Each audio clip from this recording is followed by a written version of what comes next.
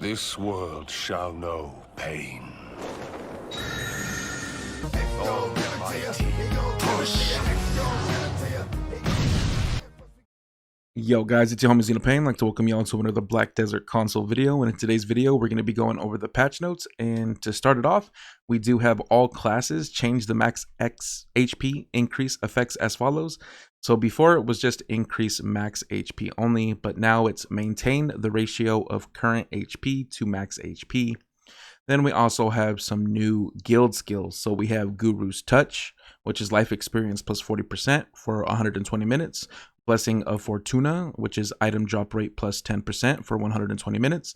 And then State of Nothingness, which is combat experience plus 200%, skill experience plus 50% for 120 minutes. Now, these new skills cost 50 guild points a piece, so you will need to save up 150 guild points in order to obtain them. Then we also changed the cooldown to 4 hours and the effect duration to 2 hours for the following guild skills. So Experience, Cry, Complete Perfection, Guru's Touch, Call to Battle, State of Perseverance, State of Nothingness, Scholarly Ambition, and Endless Exploration. Then they also changed Guru's Touch, Blessing of Fortuna, and State of Nothingness to higher rank skills of Complete Perfection, Sweet Luck, and State of Perseverance, respectively. So Combat Experience Perfection 20%, Sweet Luck 2%, State of Perseverance, Combat and Skill Experience plus 20%, Guru's Touch, Life Experience plus 40%, Blessing of Fortuna, Item Drop Rate plus 10%, and then State of Nothingness, Combat Experience plus 200%, and Skill Experience plus 50%. They also added some quality of life for Deve's Encyclopedia, so everything across the board will be a lot easier to do because you will need less of the item that is needed to complete Deve's journal, such as before it was 7 ore types, now it's only 5 ore types.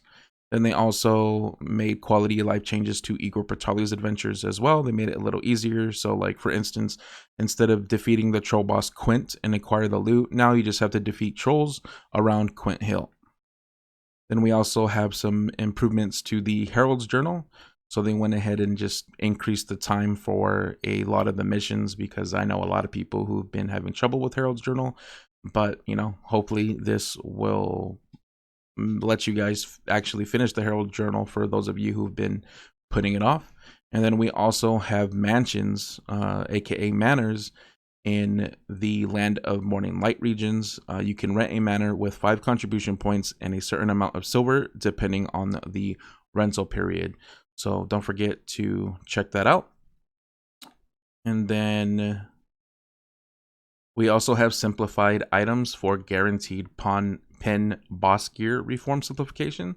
So now the latent boss ores that you get like Kazarka, Red Nose, Nuver, stuff like that will now just be latent boss aura. So if you log in and you're like, where did all my auras go? That's where they're at.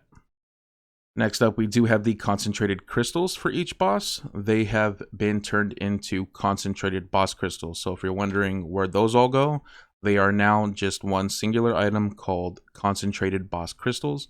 Then we also have concentrated aura for each boss. So if you don't have those anymore, those will be turned into contained boss aura.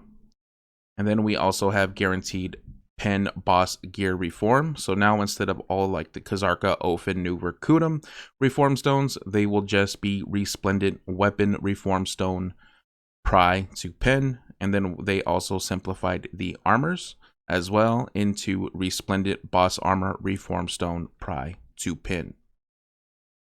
We also have changes to the daily/weekly boss summon scrolls. They will all be deleted. I'm not even going to name all of them, just know like the ones in the loyalties and stuff like that. And whatever ones you have in your inventory are going to be gone. But they're giving us a 4-week grace period before they actually delete all of them. So what's going to happen is if you don't get those done within the 4 weeks, you will be compensated through the mail with silver. So make sure if you have any more boss scrolls, make sure to do those, except for Garmoth. But, you know, I'm talking like Ancient Paturum, Ulcer Imp Boss, Goblin Chief, like those scrolls. So if you guys have Garmoth scrolls, don't worry about that. You guys are chill. Then they also have heating sealed black magic crystal 10 times at once to obtain magical shards.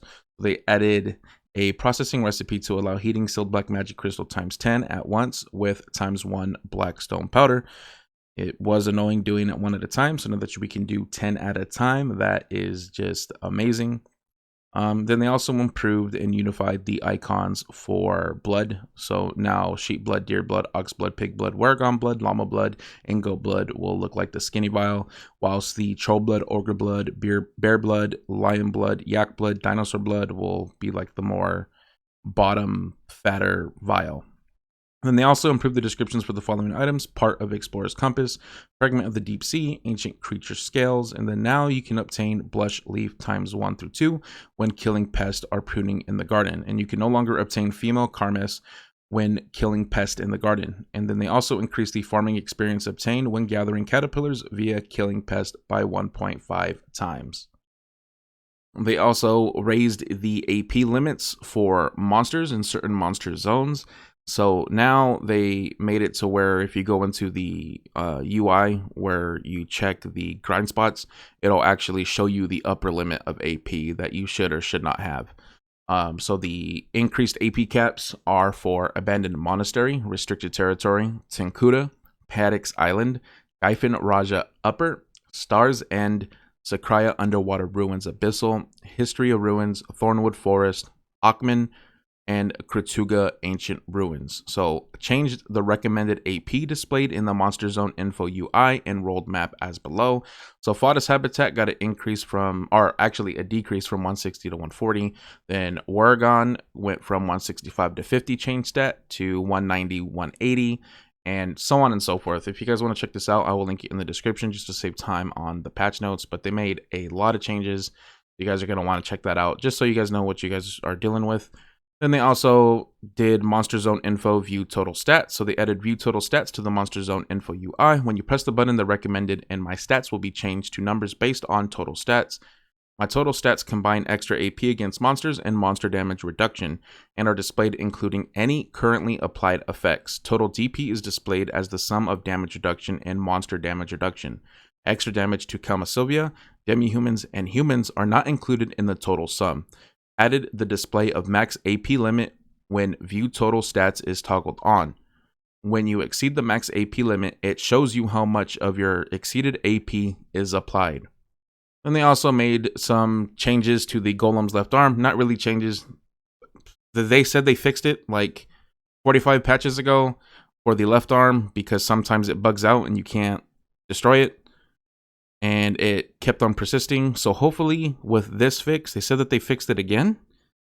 Hopefully it actually works this time, because I don't know how many times I grinded Olans expecting to break the arm and then it just bugs out and it's immortal. It sucks. I get it. Then they also have Cryptid Resting Thoughts. They went ahead and removed the daily for Cryptid Resting Thoughts. Then they went ahead and changed the breeding of existing tier 6/8 horses to always produce a horse at least tier 6 or higher. Even the breeding tier 6 stallion and mare at level 1, a horse of tier 6 or higher will be born instead of a tier 4 or 5. And they also changed horse emblems obtained through quests that give tier 3/5 horses to those that give tier 6 horses. The new horse emblem gives you a tier 6 black mare or stallion, which already has the skills sprint and instant excel at 100%. Then they also changed the description of some horse emblems and pearl shop items to match the changes. With healthier and finer horses now roaming the world of Black Desert, tier 1 through 5 horses have gradually disappeared. And stable keepers will no longer sell the below tier 1 horse emblems. Horse emblem beginners brown/gray horse. Then they fixed an issue where auto navigation from Circa Island to Dutch Island was obstructed by terrain whilst on ship. Then they also did some changes to Imperial Steed breeding chance. They increased the chance of an Imperial Steed being born via breeding in the stable.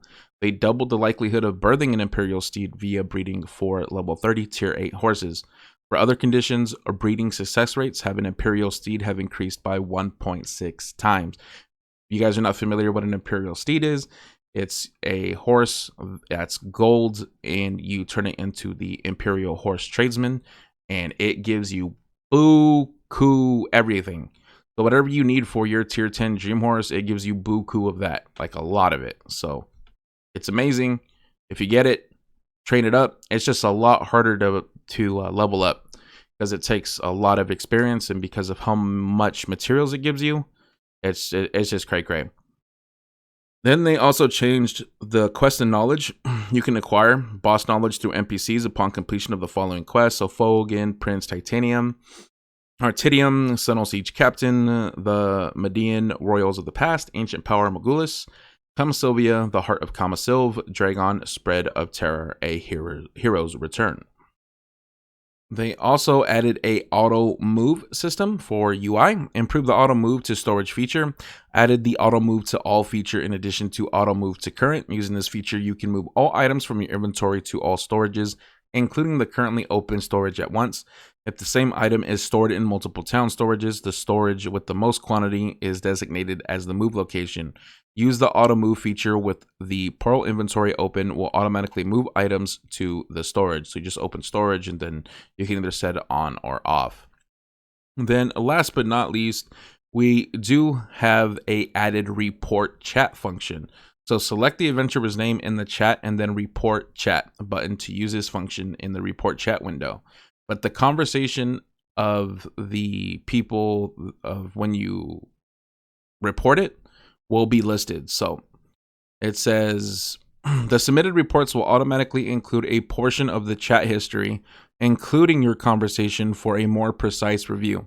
This enhancement allows us to promptly review and address the reports submitted by adventurers, just to see if, you know, the reports are bull or if they're on point, so people can't take advantage of it. The next up, we're going to go ahead and jump into the events.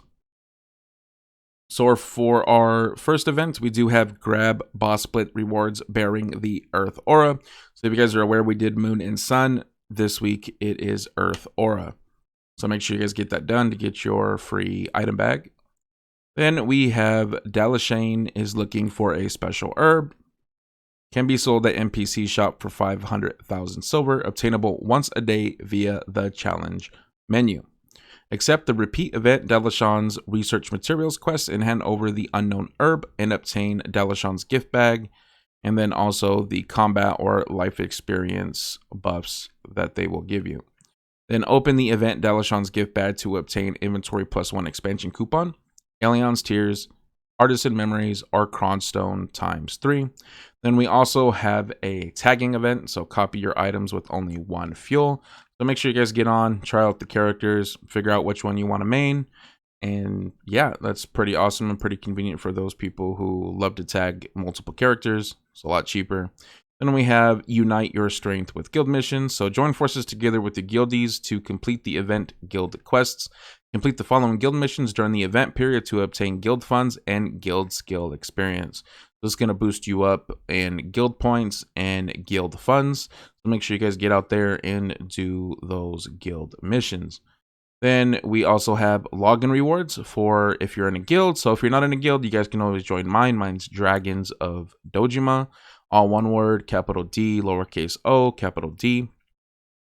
And we are a growth guild. So if you're interested, go ahead and click the link in the description down below. It's an invite to my Discord. At me, and we'll get that situated. All new people are welcome. It's a growth guild. If you guys have any questions too, you're new to the game, feel free to ask. The Discord's pretty friendly for the most part. Then I'm assuming that within the either this month or next month, we should be getting artifacts. So instead of giving us artifacts, they gave us a puzzling, splendidly shining crystal. So these are imperfect crystals. Imperfect crystals collected can then be exchanged for purified lightstones. This is like the teaser for us. And then obtain one type of lightstone according to a set probability upon use. So those are all the events for March 21st, 2024. I hope y'all enjoyed the video. If y'all did, don't forget to hit that like button, share this video with the homies, comment down below. It really helps the video, you know, get to a bunch of people, and it helps me out tremendously. But other than that, you guys have a good day or night wherever you guys are at in the world. Yeah, homie Xenopane out. Peace.